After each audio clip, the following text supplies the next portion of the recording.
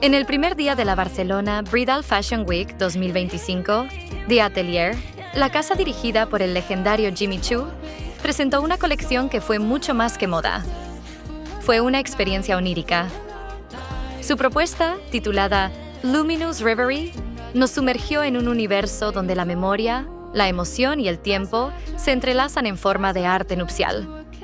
La colección se divide en 4 líneas temáticas: Rainbow Pandora, Dark Magic, Classical Revival y Enchanted Odyssey.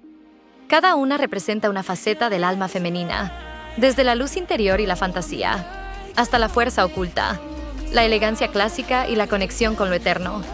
Los vestidos son un despliegue de imaginación y técnica, tejidos translúcidos, encajes bordados a mano, hilos metálicos y estructuras casi arquitectónicas dan vida a siluetas etéreas y poderosas.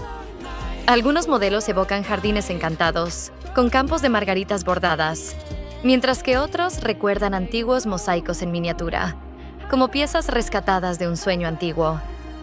La paleta de colores se desliza desde el blanco puro hasta suaves tonos perla, champán y oro pálido, envolviendo a cada novia en un halo casi celestial.